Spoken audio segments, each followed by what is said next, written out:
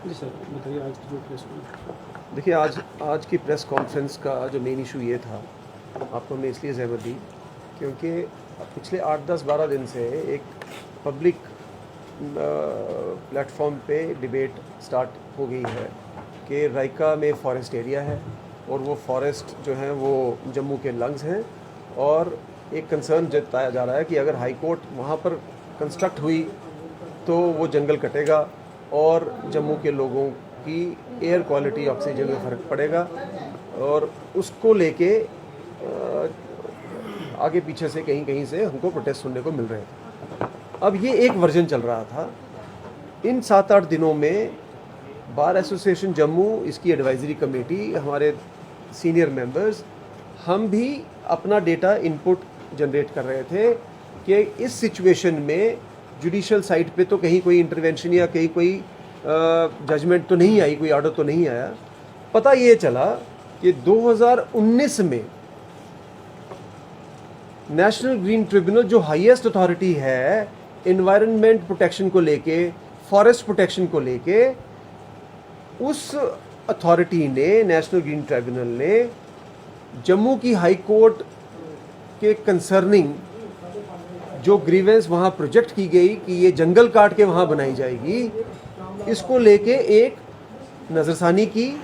Record मंगवाया, forest महकमे से भी मंगवाया, वाइल्ड लाइफ वालों से भी मंगवाया, सॉइल कंजर्वेशन वालों से भी मंगवाया, कितने पेड़ कटेंगे उसके बारे में भी डिटेल मंगवाई गई, किस किस किस्म के पेड़ काटे जाएंगे उसके बारे में भी डिटेल मंगवाई गई। ये भी मंगवाया गया कि फॉरेस्ट एक्ट के तहत जब कहीं कोई भी डिफॉरेस्टेशन होगी और फॉरेस्ट लैंड को कन्वर्ट किया जाएगा नॉन फॉरेस्ट में, तो एक यूज़र एजेंसी के ऊपर ऑब्लिगेशन डाली जाती है कि आप इसमें इतने टाइम्स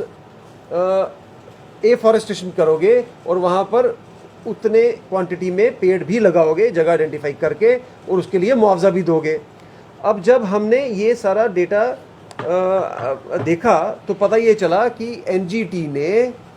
सारे डिपार्टमेंट से जब रिपोर्ट मंगवाई तो एनजीटी ने ये सेटिस्फेक्शन ड्रॉ की कि सारे कानूनों की पाबंदी जो उसकी कंप्लायंस है वो की गई है। उसके बाद ये प्रोजेक्ट क्लियर हुआ है, और इसलिए एनजीटी के ऑर्डर के मुताबिक जो 2019-20 में आया, इस फॉरेस्ट की क्लियरेंस की स्टैंप जो है वो एनजीटी ने लगाई है। अब उस ऑर्डर के अगेंस्ट भी पार्टी सुप्रीम कोर्ट में अपील करने गई। Supreme court, honourable apex court ने कहा कि हम एनजीटी की इस क्लियरेंस के ऑर्डर में कोई इंटरफेयर करना नहीं चाहते क्योंकि जो अपील आई है उसमें कोई मेरिट नहीं। अब जब ये दो ऑर्डर्स हमारी नज़र में आए, जो आज तक मीडिया की नज़र में भी नहीं आए, पब्लिक में भी किसी को शायद इस तरफ आइडिया नहीं है या जानबूझ के इस तरफ कोई ध्यान नहीं दे रहा था या दिलवा रहा था, तो हमने ये फ़र्ज समझा एज लॉयर्स कि हम मीडिया के थ्रू ये दो judicial orders by highest courts of the country भी सामने लाएं और ये रिक्वेस्ट करें आपके माध्यम से कि अगर इस पे फाइनल स्टैंप लग गई है जुडिशियल ऑर्डर्स की, ऑनरेबल सुप्रीम कोर्ट की, तो फिर क्या ऑर्डर के बाद, सुप्रीम कोर्ट के ऑर्डर के बाद भी क्या प्रोटेस्ट किया जा सकता है, क्या सड़कों पे उतरा जा सकता है, या आपको उसके अगेंस्ट कोई जुडिशियल रेमेडी अडॉप्ट करनी पड़ेगी। इस निस्बत भी ऑनरेबल सुप्रीम कोर्ट ने एक लॉ ऑलरेडी क्लियर कर दिया है कि किसी भी जुडिशियल ऑर्डर के अगेंस्ट, वो किसी भी कोर्ट का हो, किसी भी जुडिशियल ऑर्डर के अगेंस्ट आप प्रोटेस्ट नहीं कर सकते। आप लीगल रेमेडीज अडॉप्ट कर सकते हो, बट प्रोटेस्ट करने के लिए सुप्रीम कोर्ट ने क्लियरली प्रोहिबिट किया है, जो कावेरी वाटर डिस्प्यूट पे जजमेंट आई थी सुप्रीम कोर्ट की तरफ से। सो आज आपको बुलाने का एक तो ये मेन पर्पस था कि मेहरबानी करके ये भी सामने फैक्ट लाएं, उसके बाद इस पे डिबेट करें कि क्या ये आगे चलना चाहिए या इसका कोई रास्ता और इख्तियार करना चाहिए, नंबर 1। नंबर 2, बार एसोसिएशन ने, चूंकि ये इंफ्रास्ट्रक्चर बार एसोसिएशन और इनके वकीलों के लिए बन रहा है, आने वाली जनरेशन ऑफ लॉयर्स के लिए बन रहा था, एक नया सेटअप जिसमें गवर्नमेंट ने कहा कि हम आपको 900 करोड़ रुपए की इन्वेस्टमेंट दे रहे हैं, हम बिल्कुल एक नया स्ट्रक्चर बनाना चाहते हैं, state of the art high court along with other facilities. तो जो वकीलों की बेहतरी के लिए जब बात हो रही थी, तो हमने भी अपनी bar association in house mechanism में ये चीज़ डिस्कस की, डेलिब्रेट की कि हमारा इसमें क्या रद्द-ए-अमल होना चाहिए, चूँकि पब्लिक में कुछ एक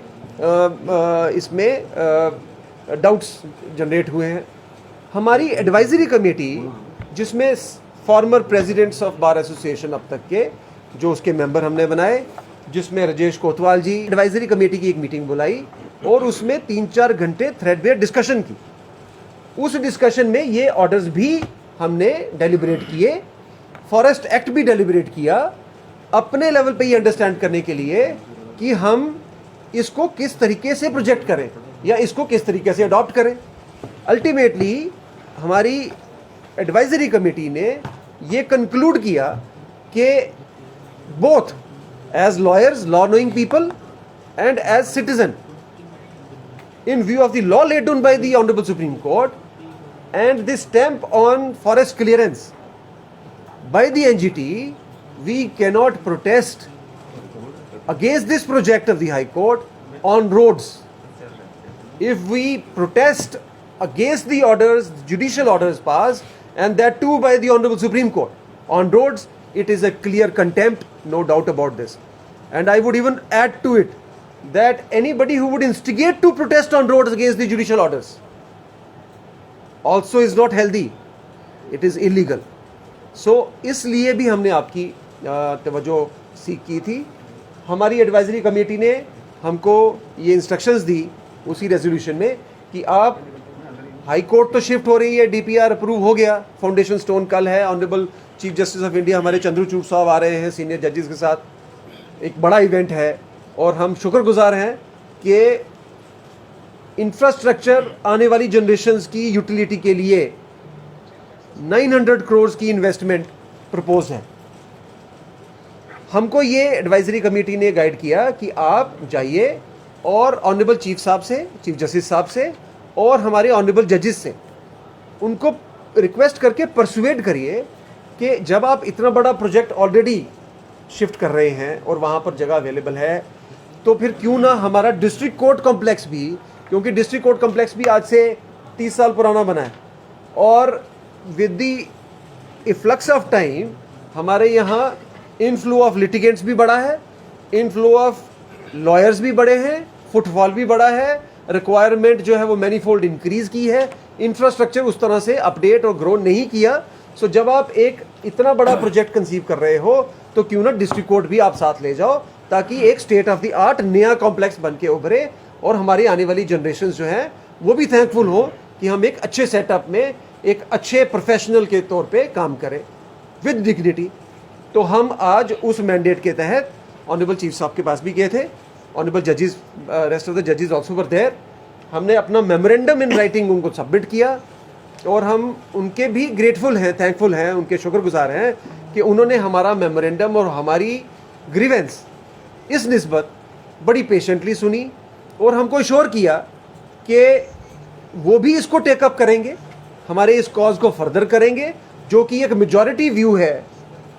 90% ऑफ दी बार्स जो है हमारी जो मेंबर्स हैं दे आर यूनानिमस। अब देखिए छुट्टियां हैं, सारे मेंबर्स के साथ भी हमारा इंडिविजुअल टच नहीं है, पर जितना कितना हम भी कांटेक्ट बना सके और जो हमको इनपुट जनरेट हो रहे हैं सोशल मीडिया से भी और अदरवाइज भी, majority of lawyers are of the view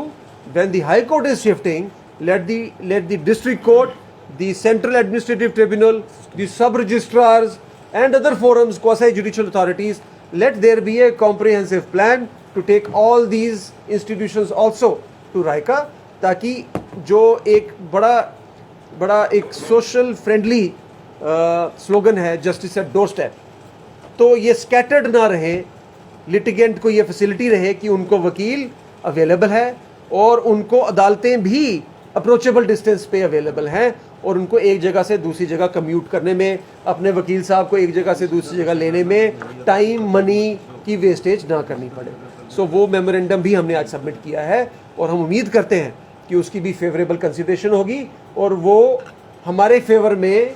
ये डिसीजन देंगे कि आपकी एस्पिरेशंस, बार एसोसिएशन की एस्पिरेशंस को देखते हुए डिस्ट्रिक्ट कोर्ट भी साथ में शिफ्ट करने का